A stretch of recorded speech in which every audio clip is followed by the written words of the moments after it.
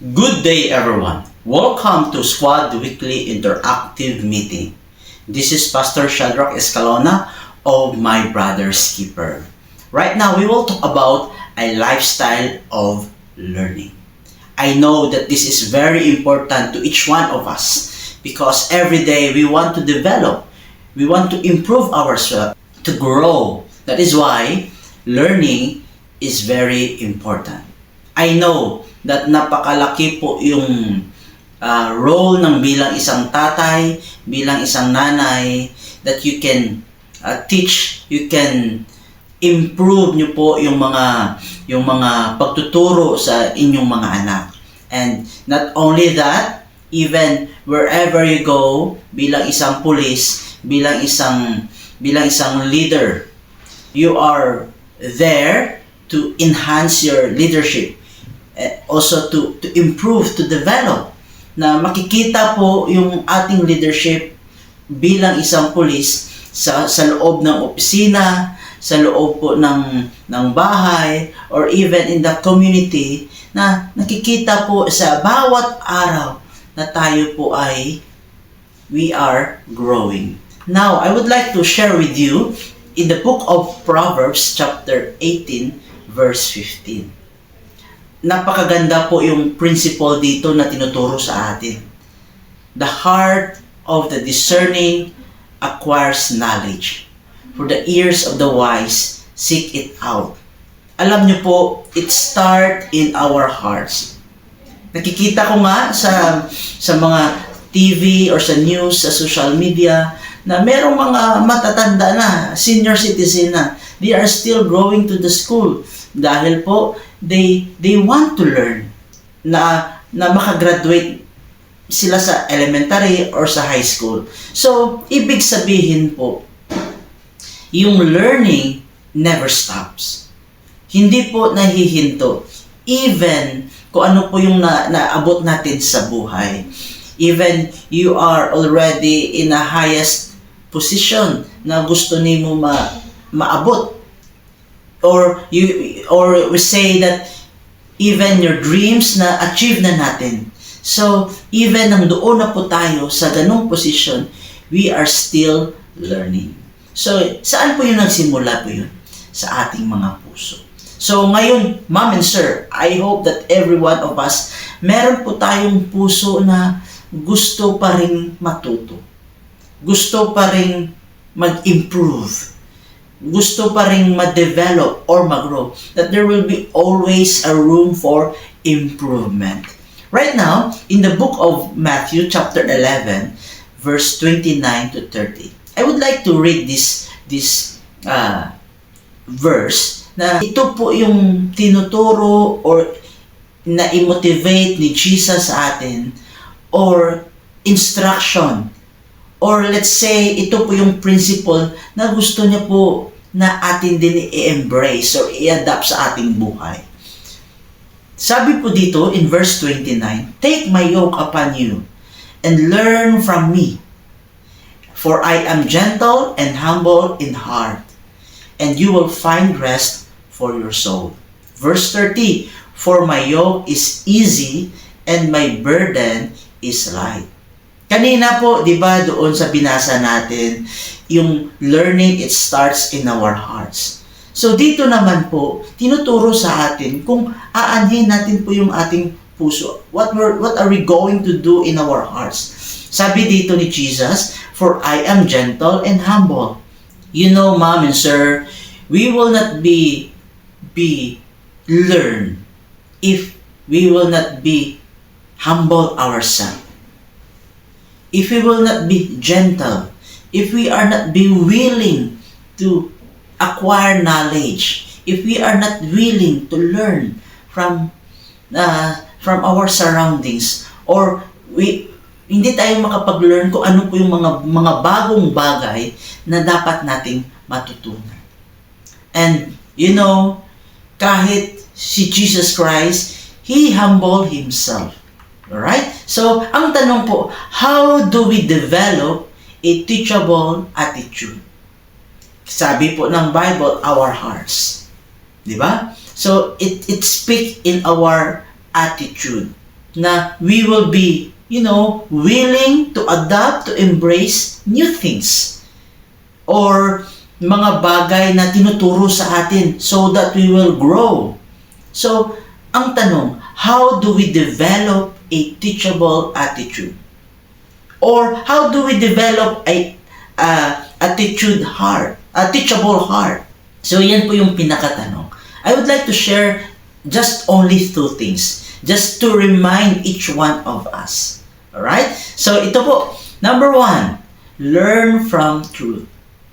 Alam ko po, sa mundo ngayon, napakatalamak ng fake news or false information.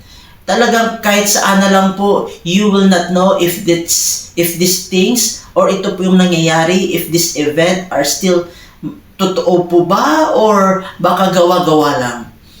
So, we have to validate always. We have to verify kung totoo po ba ito or tama po ba ito.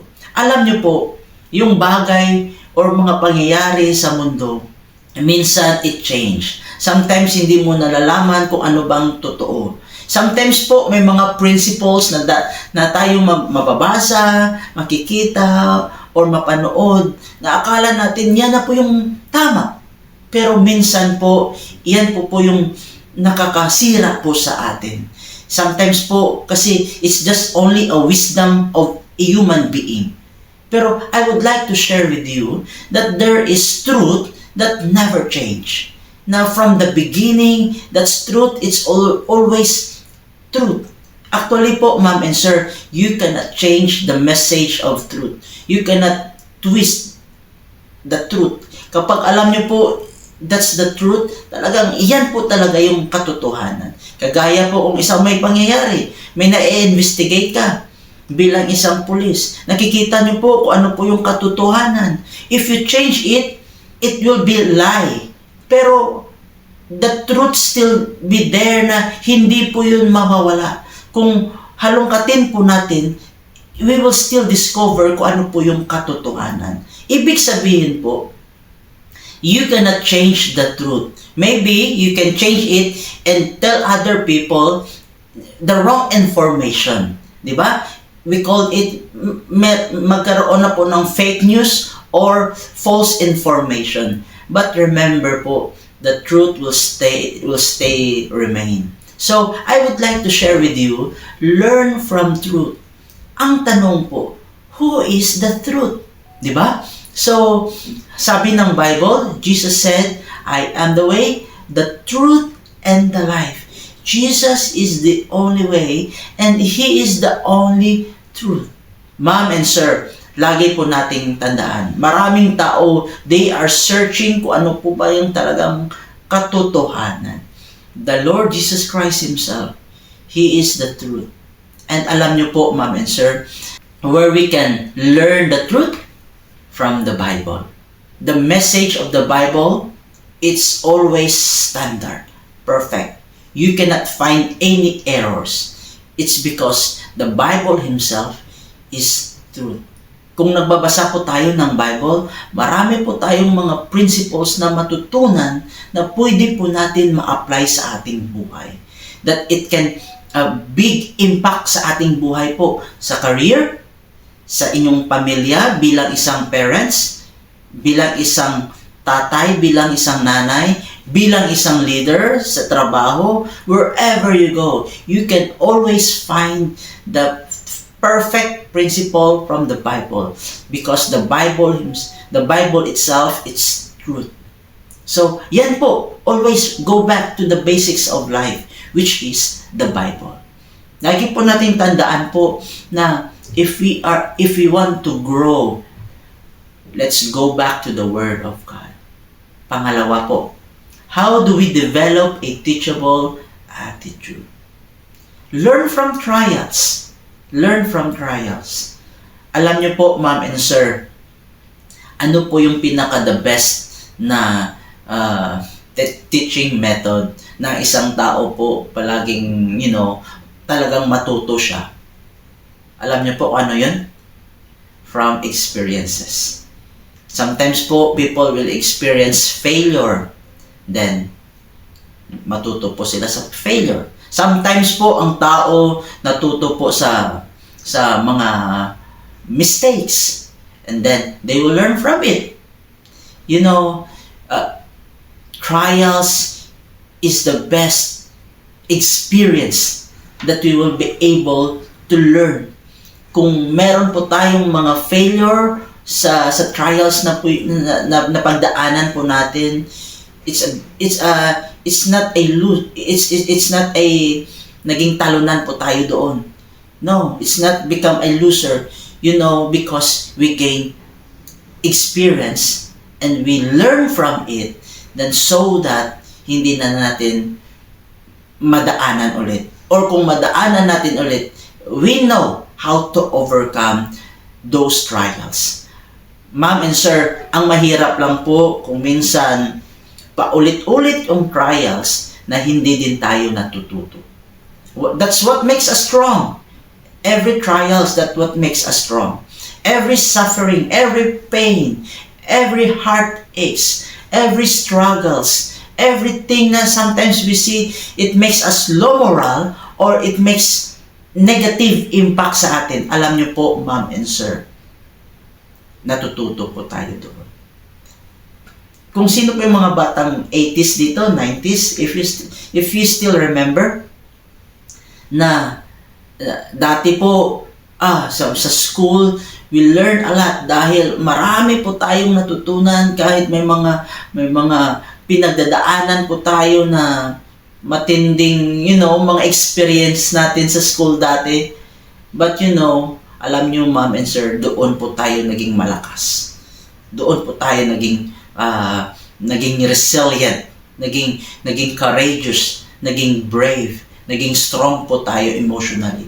It's because when we are still young, we are learning that those things po na sometimes kung ipadaan natin ngayon po sa mga ngayong generation ng mga kabataan, they will say talagang abuse or bully, but those things during our times talagang we learn a lot, that we become stronger and become better or tougher to overcome another level of trials.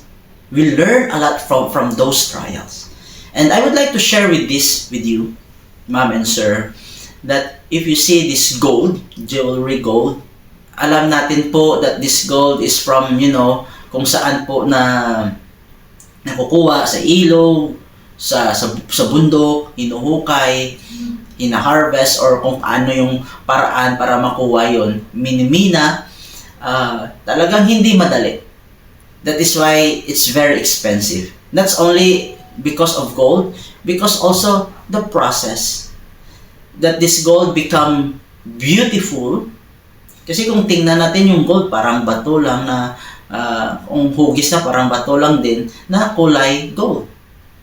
But if you can make it, you refine it, yung proseso niya na talagang idaan sa process na i-melt, susunugin, ilagay sa mainit na pag-process, and then they will form it into this beautiful gold. Sometimes po, ganun din sa buhay natin. Na meron po tayong experience na yung proseso po, sometimes sabi natin, napakahirap. Pero alam nyo, ma'am and sir, that what makes you beautiful, that what makes you valuable, it's because you experience all those trials in life. So, ma'am and sir, always humble ourselves to learn from those things. Kahit ilang trials na pinagdadaanan natin, if our heart full of pride, we will not be able to learn from those trials and from those truths. That's why the Lord Jesus Christ Himself, sabi niya po, we must humble our hearts. I would like to share with you, I would like to close this with you. True humility is staying teachable regardless of how much you already know. God bless everyone.